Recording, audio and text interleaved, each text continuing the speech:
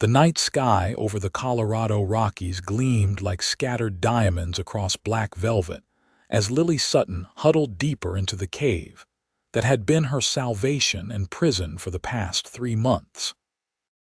Her trembling hands rested on her swollen belly, feeling the strong kicks of the child growing inside her, the only warmth in this desolate winter refuge.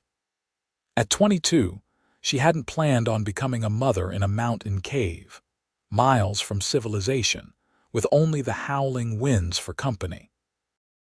The year was 1875, and the promise of a new life had turned into a desperate struggle for survival. The embers of her small fire cast eerie shadows against the cave walls as she wrapped the threadbare blanket tighter around her shoulders. Outside, a fresh layer of snow was falling, further isolating her from the world she had fled. "Just a little longer, little one," she whispered to her unborn child. "Spring will come and we'll find our way." She had no way of knowing that 50 miles away in White River, Colorado, a man was studying the night sky with the same intensity with which she prayed for dawn. Quinn Blackburn lowered his spyglass, his weathered face set with determination. At 30, he tracked outlaws across 5 states, followed cattle rustlers through impenetrable canyons, and once even located a lost child using nothing but broken twigs and disturbed earth. But this finding a woman who'd vanished months ago might be his greatest challenge yet.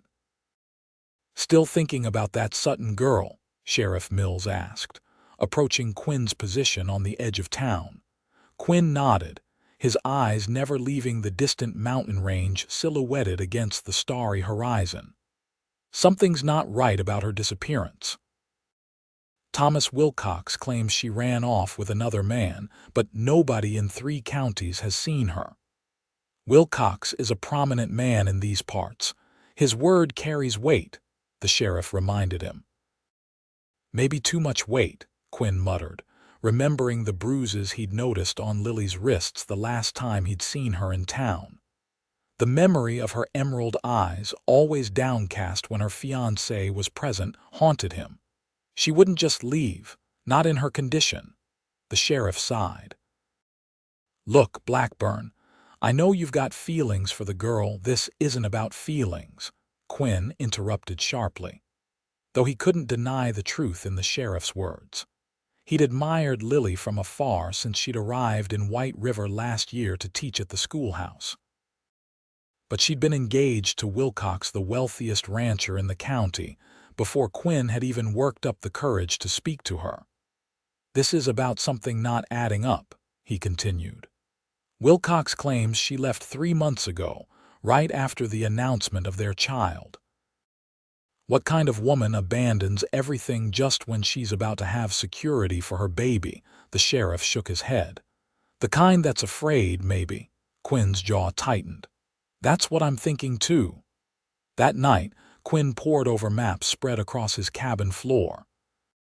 He'd been a cavalry scout before turning to bounty hunting, and he knew these mountains better than most. If Lily had fled from Wilcox, where would she go?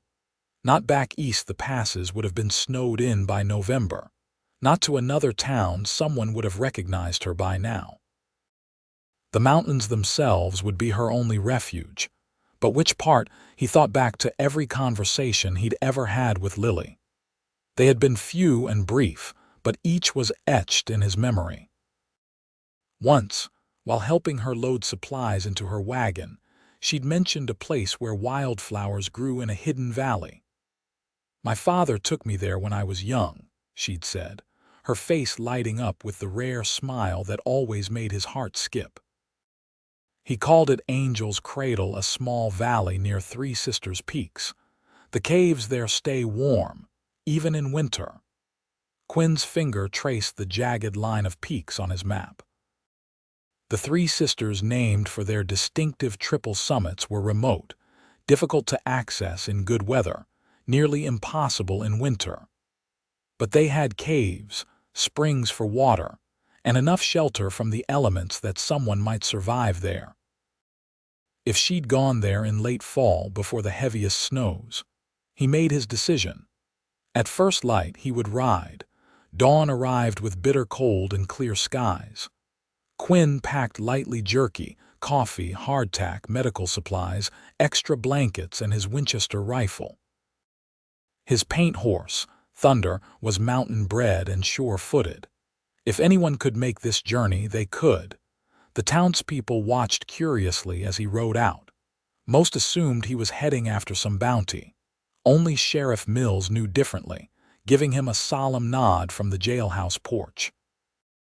"Bring her back safely," the older man called. Quinn touched the brim of his hat in acknowledgement, then spurred Thunder toward the mountains that loomed like giants against the horizon. The first 2 days passed without incident. Quinn followed game trails where he could, forging his own path where necessary. The going was slow, the snow deep in places, but his experience guided him true.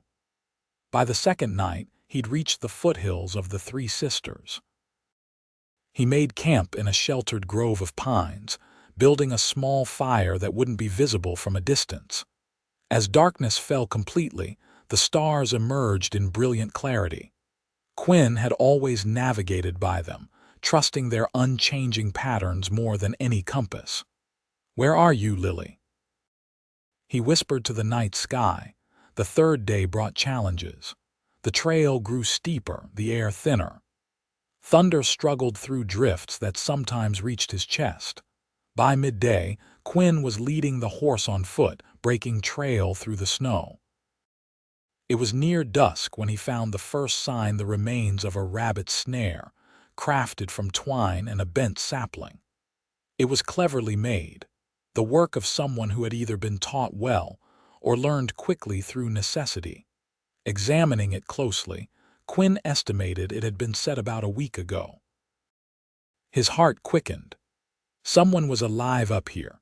He pushed on until full dark made progress impossible, then made another cold camp, allowing himself only a small fire to melt snow for water and warm his frozen hands.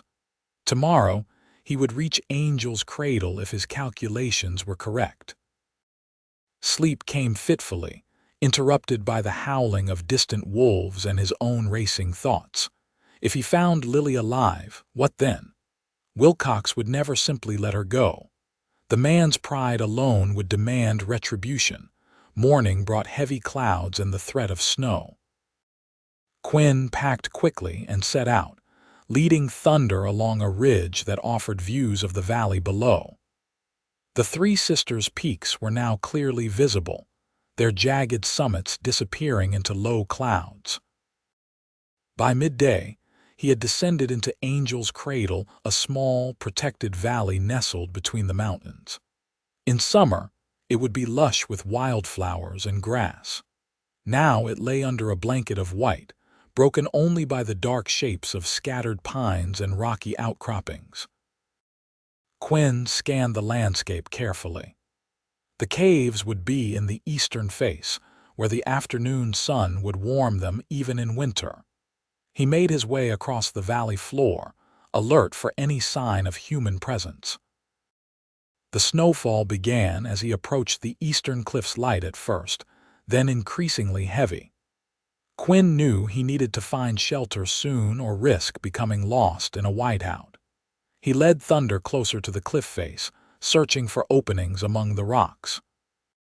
That's when he saw a thin wisp of smoke, almost invisible against the gray sky, rising from a dark opening halfway up the cliff.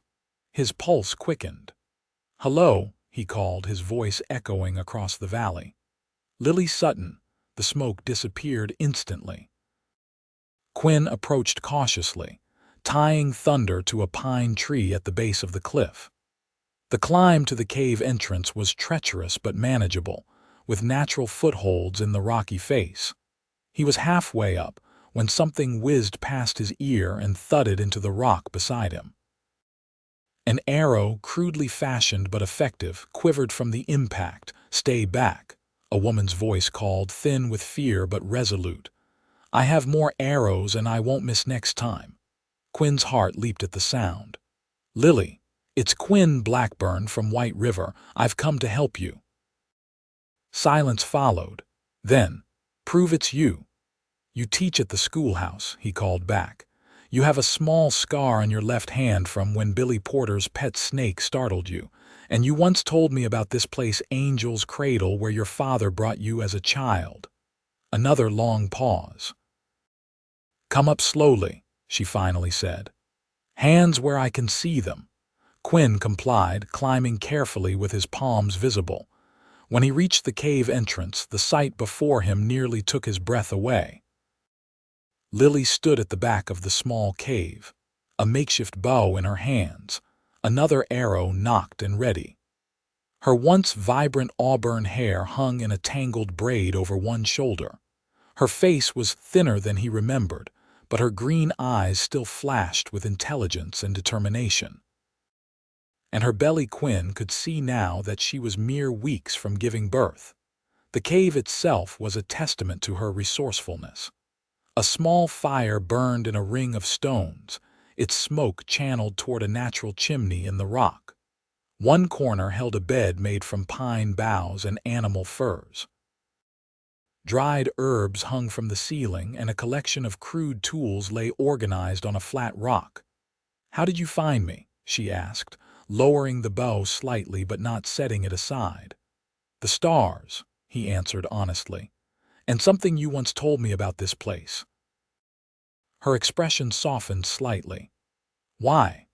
"Because I knew you wouldn't just leave," Quinn said. "Not without reason. When Wilcox claimed you'd run off with another man, he said what?" Lily's voice cracked with disbelief. "That's the story he's been telling. Said you abandoned him when you learned you were with child." Anger flashed across her face. "He tried to kill me, Mr. Blackburn." "Quinn," he corrected automatically, then processed her words. "What happened, Lily?" Slowly, she lowered the bow completely, setting it aside as she eased herself onto a rock seat. The effort seemed to pain her. "When I told Thomas I was expecting, he changed. Said the child couldn't be his, accused me of." She swallowed hard. "He was drunk, angry. He struck me, said he would make sure neither of us lived to shame him." Her hand unconsciously moved to her belly, protective. "I managed to get away, took what supplies I could, and fled. I knew he wouldn't look for me in the mountains." Quinn's hands clenched into fists. "You've been here all this time, alone," she nodded. "The first month wasn't so bad. I could still forage, hunt a little. I had planned to try reaching the next town over the pass, but the snows came early." She gestured to her stomach. "And then it became clear I wouldn't be traveling far." Quinn moved closer, kneeling before her. "You're coming back with me today." Panic flashed in her eyes. "I can't go back to White River." "Thomas will, not to him," Quinn interrupted firmly. "Never to him. But you can't have that baby here, Lily. It's not safe for either of you." She studied his face, searching for something. Whatever she saw there must have reassured her, because some of the tension left her shoulders. "There's a storm coming," she said finally. "We shouldn't travel until it passes." As if confirming her words, the wind outside howled louder, driving snow into the cave entrance. Quinn moved to block it, looking out at the valley now disappearing under a curtain of white. "You're right," he conceded. "We'll wait it out." That night, as the blizzard raged outside, Quinn added his supplies to Lily's meager stores. He cooked a proper meal, salt pork and beans that brought color back to her pale cheeks. They sat close to the fire, the howling wind creating an intimate pocket of warmth and safety. "How did you learn to survive out here?" he asked, genuinely impressed by her adaptability. A small smile touched her lips. "My father was a frontiersman before he became a schoolteacher. He taught me more than just reading and writing." Her smile faded. "After he died, I had nowhere to go. Teaching positions were scarce, and when White River offered one." She shrugged. "Thomas seemed kind at first, attentive. I thought I was fortunate to catch his eye." "You deserved better," Quinn said quietly. She looked at him directly then. "Why did you come looking for me?" Truly. Quinn considered lying, offering some noble explanation about justice or duty. But something in her steady gaze demanded honesty. Because I couldn't bear the thought of you out here alone, he admitted. Because every time I saw you in town, even just passing by, the day seemed brighter. He looked away, embarrassed by his own candor. Because it wasn't right what he said about you, I knew it wasn't true. A long silence followed, broken only by the crackling of the fire and the storm's fury. Thank you, she finally whispered, for believing in me when no one else did. The blizzard lasted 3 days. During that time, Quinn and Lily fell into an unexpected rhythm of coexistence. He hunted when the weather allowed, bringing back a young deer that would provide meat for their journey. She showed him the springs at the back of the cave system where fresh water bubbled up from underground. They really talked in a way neither had experienced before. Quinn told her about his years in the cavalry, tracking for General Crook, and his eventual decision to leave military life behind.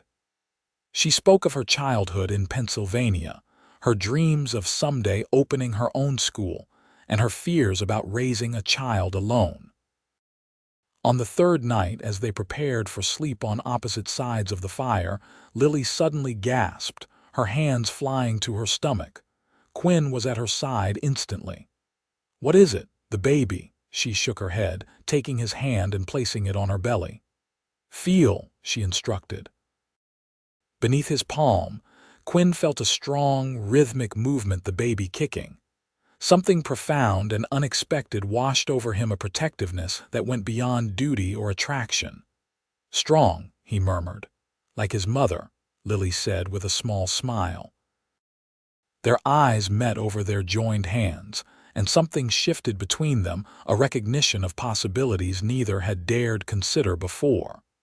The morning of the 4th day dawned clear and cold. The storm had passed, leaving a transformed landscape of pristine white. They packed quickly, Quinn carefully stowing Lily's few possessions alongside his own. "We'll need to move carefully," he explained as he helped her into a warm coat he'd brought. "The snow will be deep in places." "I'm ready," she assured him, though her face betrayed her nervousness. The descent from the cave was the first challenge. Quinn went first, creating footholds, then helped Lily down step by step. Thunder waited patiently at the bottom, snorting when he saw them. Quinn had fashioned a more comfortable seat on the horse, using blankets and furs to create a secure place for Lily. "You'll ride," he told her, his tone brooking no argument. "I'll lead on foot until we reach easier terrain." The journey back was slower than his trek up.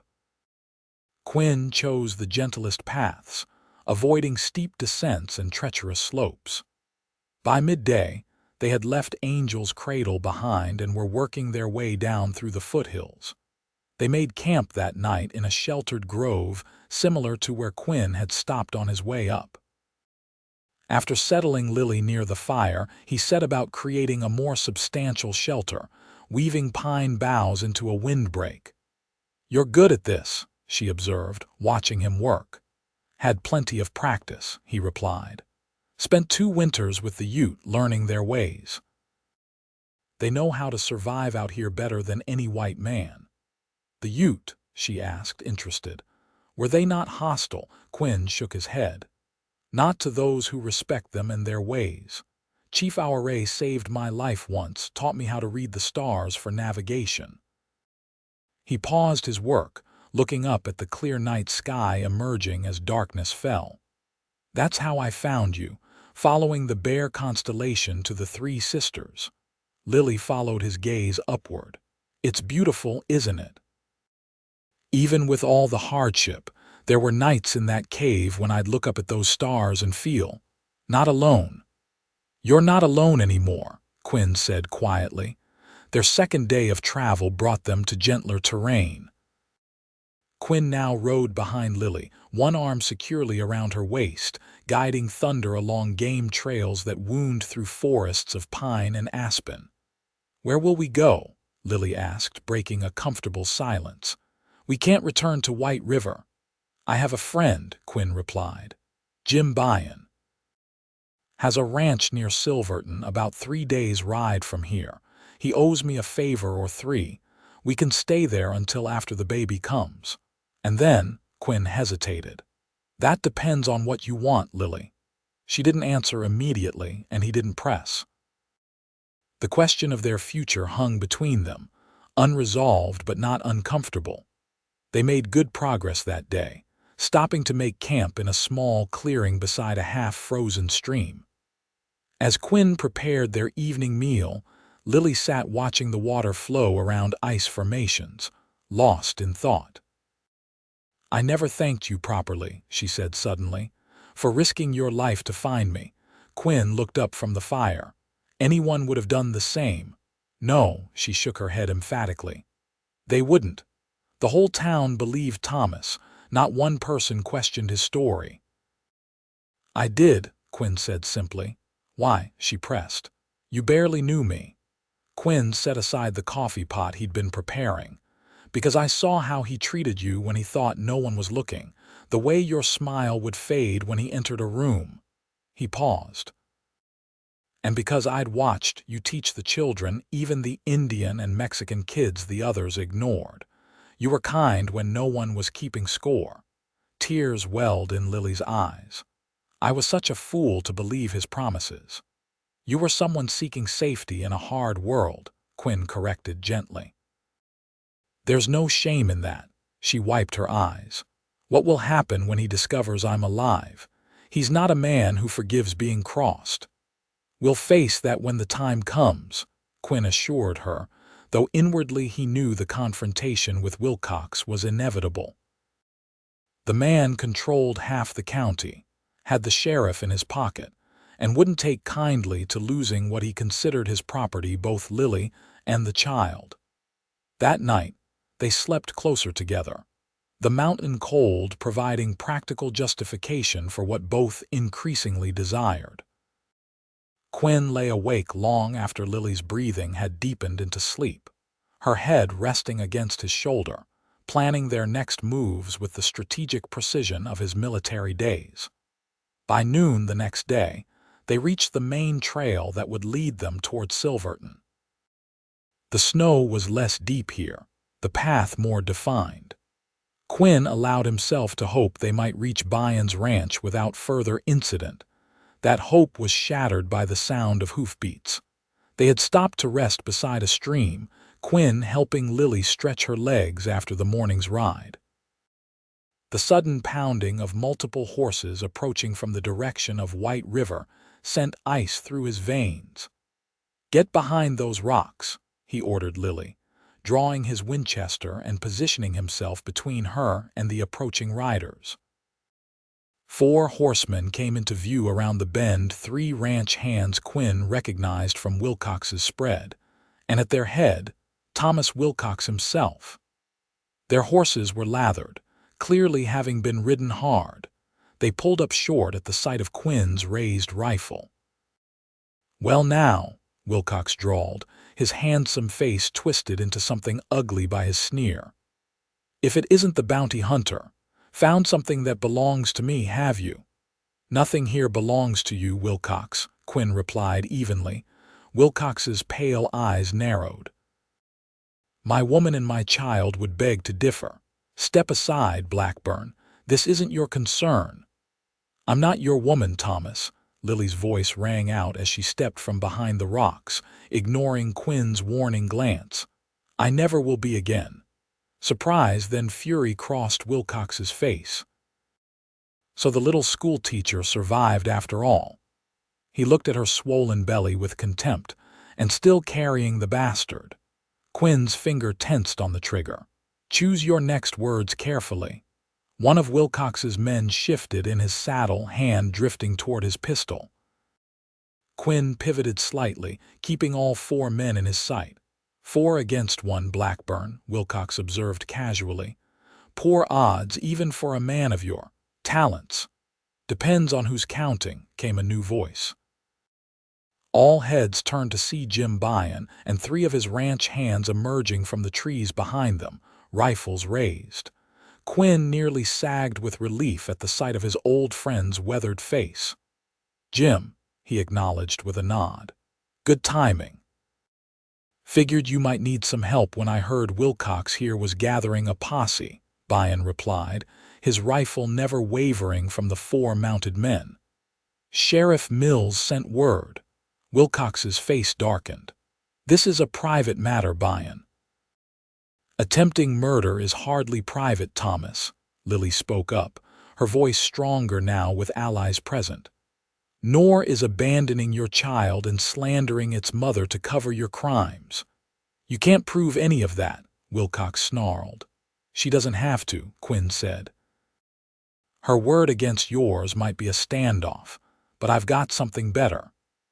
He reached slowly into his pocket, withdrawing a folded paper. "Telegram from Judge Holbrook in Denver. Seems he's very interested in some inconsistencies in land deals around White River. Particularly how certain Indian claims were invalidated just before you acquired them." Wilcox's face drained of color. "You're bluffing." "Test me," Quinn invited. "Judge is already on his way with federal marshals. How much more do you want to add to their investigation?" A tense silence fell over the group. Quinn could almost see the calculations running behind Wilcox's eyes, weighing his pride against his freedom, his reputation against his liberty. Finally, Wilcox spat on the ground. "She ain't worth the trouble anyway." He glared at Lily. "Keep the whore and whatever she's carrying. It ain't mine." It took every ounce of Quinn's restraint not to pull the trigger as Wilcox wheeled his horse around. The rancher paused, looking back over his shoulder. "This isn't over, Blackburn." "For your sake, it better be," Quinn replied coldly. They watched in silence as the four riders departed, disappearing back down the trail toward White River. Only when they were completely out of sight did Quinn lower his rifle, turning immediately to Lily. "Are you all right?" She nodded, though her face was pale. "Yes, just shaken." Jim Byon approached, dismounting with the fluid grace of a lifelong horseman. "So this is the lady worth crossing Thomas Wilcox for." He tipped his hat. "Jim Byon, madam. Quinn and I served together with the 5th Cavalry." "Lily Sutton," she replied with dignity despite her obvious exhaustion. "Thank you for your assistance, Mr. Byon." "Jim, please." He looked between her and Quinn with knowing eyes. "My ranch is about 4 hours' ride from here. The missus will be glad for some female company. She's been complaining it's nothing but men and cattle for too many miles." Quinn helped Lily back onto Thunder, then turned to his friend. "I owe you one, Jim. Consider it partial payment for that business with the Comanche in '68, Byon replied with a wink. "Now let's get this lady somewhere warm before that baby decides to make an appearance on the trail." The Byon ranch was exactly as Quinn had described, a sprawling, well-maintained property nestled in a verdant valley. Martha Byon, a robust woman with a quick smile and quicker wit, took one look at Lily's condition and immediately took charge, ushering her into the main house with promises of hot food and a proper bath. Quinn watched her go with mixed emotions: relief that she was finally safe, uncertainty about what would happen next. The future that had seemed so clear on the mountain now felt complicated by practicalities. "That's quite a woman," Jim observed, handing Quinn a mug of coffee as they stood on the porch. "Got spirit." "More than most men I know," Quinn agreed. "Including you?" his friend asked pointedly. Quinn gave him a sharp look. "What's that supposed to mean?" "It means I've known you 15 years, and I've never seen you look at anyone the way you look at her." Jim sipped his coffee. "Question is, what are you planning to do about it?" Quinn stared out at the distant mountains, their peaks still visible in the fading light. "She needs time, safety. Not some drifter with a price on his head in 2 territories." "That what you think you are, a drifter?" Jim shook his head. The Quinn Blackburn I know is a man who tracks what matters to him, no matter how difficult the trail. He doesn't give up because the path looks steep. Before Quinn could respond, Martha appeared at the door, her expression serious. "Quinn, you'd better come in. The baby's coming early."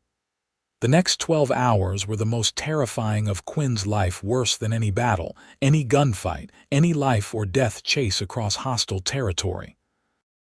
Lily's labor progressed quickly, her body perhaps triggered by the stress of their journey and the confrontation with Wilcox.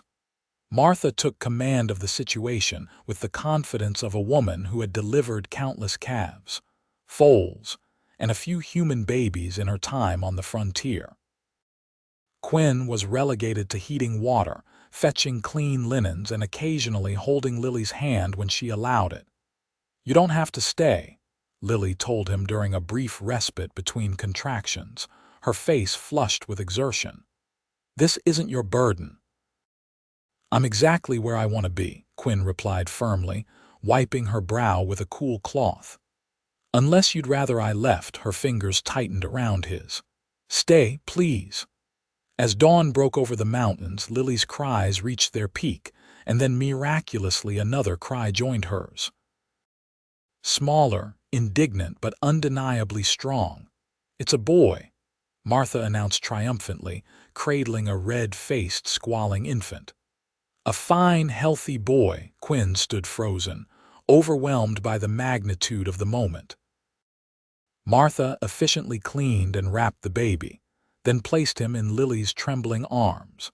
The transformation that came over Lily's face as she beheld her son for the first time struck Quinn to his core. Despite her exhaustion, despite everything she had endured, she glowed with a fierce, protective love that made her more beautiful than ever. "Hello, little one," she whispered. "We made it." Martha discreetly withdrew, leaving them alone with the newborn. Quinn remained where he was, suddenly unsure of his place in this tableau. Lily looked up at him, her eyes bright with tears and something that made his heart race. "Would you like to hold him?" Carefully, as if handling the most precious and fragile treasure in the world, Quinn took the tiny bundle into his arms. The baby's eyes were screwed shut, his tiny fists clenched against the indignity of birth, but his face was already showing hints of Lily's delicate features. "He's perfect," Quinn murmured. "I'm going to call him Samuel," Lily said softly. "After my father." "Samuel," Quinn repeated, testing the name. It felt right somehow. "Samuel Sutton." A week passed in the peaceful routine of the Bayan ranch. Lily regained her strength rapidly, surprising even Martha with her resilience.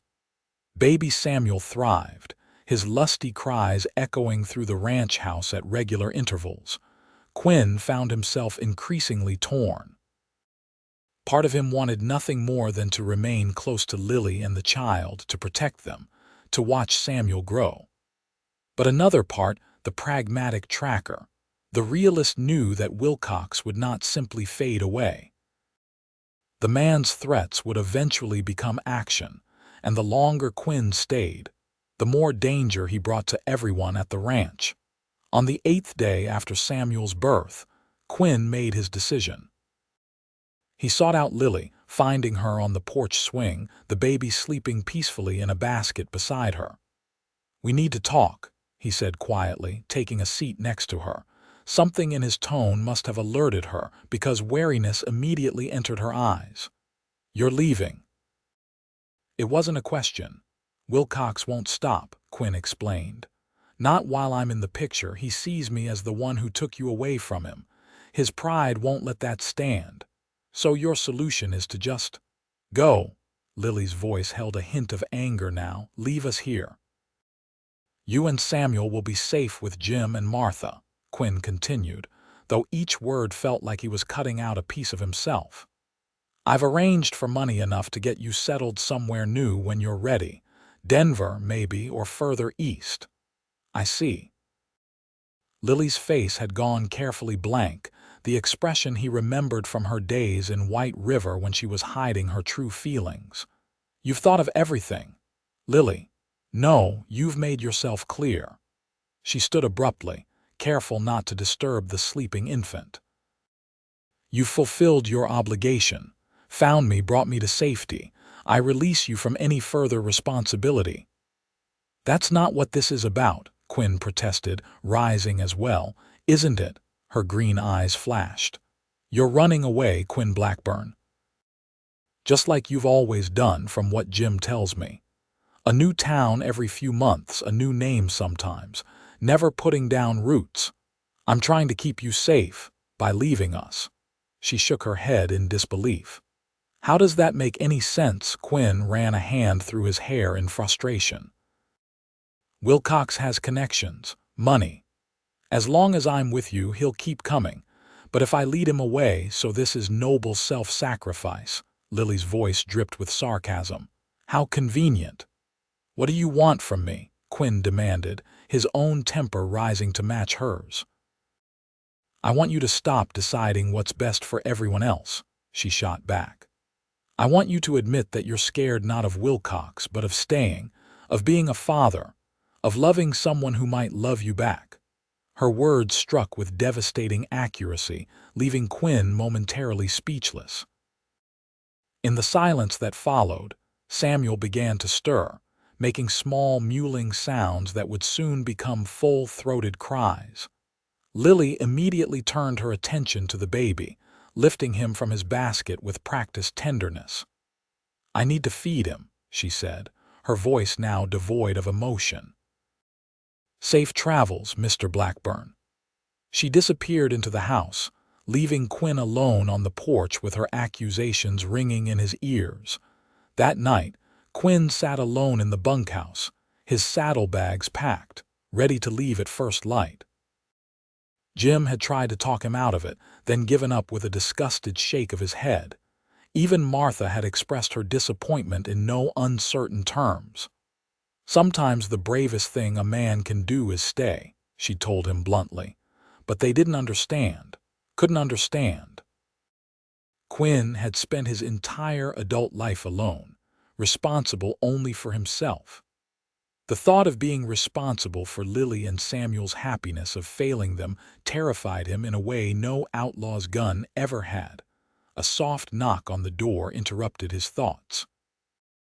Expecting Jim with one last attempt at persuasion, Quinn was stunned to find Lily standing there, Samuel sleeping peacefully against her shoulder. "May I come in?" she asked formally. Quinn quickly cleared a space for her on the room's only chair. "Of course." She sat carefully, adjusting the baby so that his face was visible to Quinn. In the lamplight, the infant's features were relaxed, his tiny mouth slightly open in sleep. "I owe you an apology," Lily began, her voice soft but steady. "I said things in anger that weren't fair." "You were right, though," Quinn admitted. "I am afraid, so am I." Her honesty surprised him. "I'm terrified every day of failing him, of not being enough, of making the wrong decisions." She looked down at Samuel. "But I've learned that living in fear is worse than facing what frightens you." Quinn nodded slowly, understanding dawning.